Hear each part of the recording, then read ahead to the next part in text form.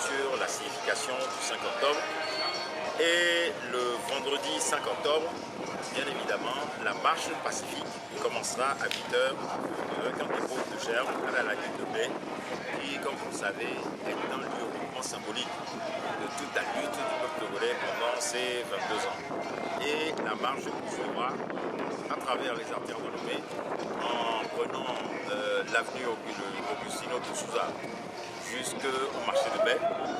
Descendra le boulevard au Fouet-Boigny jusqu'à l'immeuble Fiata. Ensuite, prendra le boulevard circulaire jusqu'à la fontaine lumineuse. Descendra l'avenue que nous appelons nous maintenant l'avenue Tabu Amorin et qu'on appelait l'avenue de la Libération jusqu'à la place des martyrs du 25 janvier 1993 qu'on appelait avant la place Léo Jardin.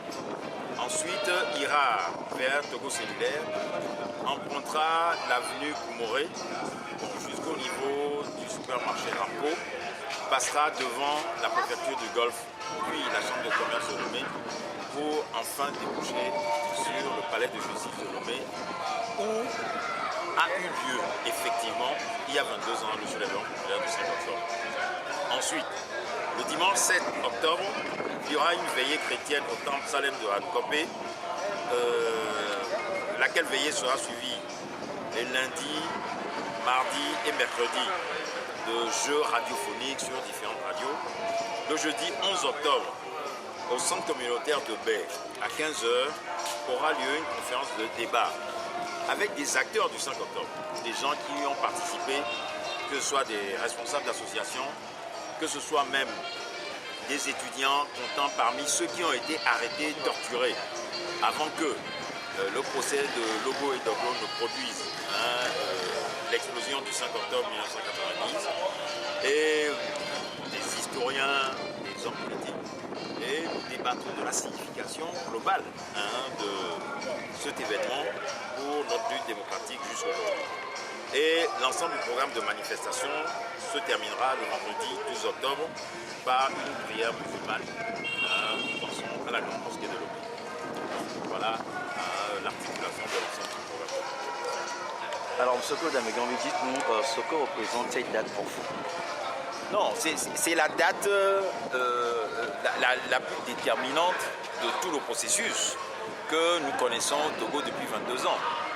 Puisque, à l'époque, contre 23 années de dictature, c'est cette date qui a relancé la lutte, qui a ouvert, quelque temps après, la conquête du pluralisme politique au Togo, la reconquête des libertés d'expression, du droit de manifestation et d'organisation. Donc, quelque part, aujourd'hui, en réalité, on devrait se dire que même les autorités togolaises qui ont, disons, enregistré ce pluralisme politique auraient normalement dû faire de la date du 5 octobre une date officielle, au même titre que le 27 avril de notre pays, puisque marquant un tournant dans l'histoire contemporaine de notre pays, et donc devait permettre aux populations de se remémorer cet événement comme une date tournant dans notre histoire. Malheureusement, ils ne l'ont pas fait. Ce que nous les voyons faire au contraire, c'est de multiplier des tracasseries pour que la commémoration n'ait pas lieu.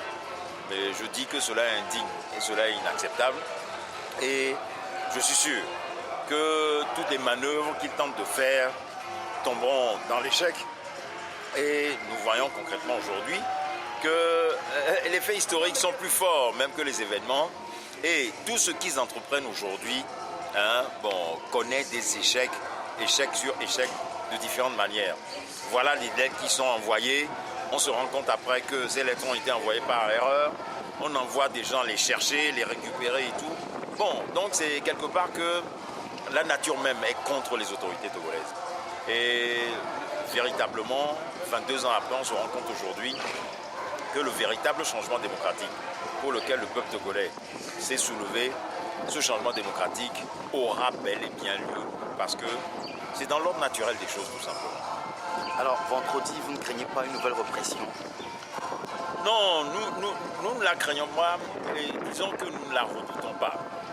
S'il faut en passer par là comme en 1990 pour que le peuple togolais soit libéré, eh bien, nous en passons par là. C'est tout ce qu'il faut se dire. Hein, non, il faut en finir au Togo avec ces intimidations qui ont pour objet d'empêcher les populations de jouir de leurs droits légitimes. Merci. Merci à vous.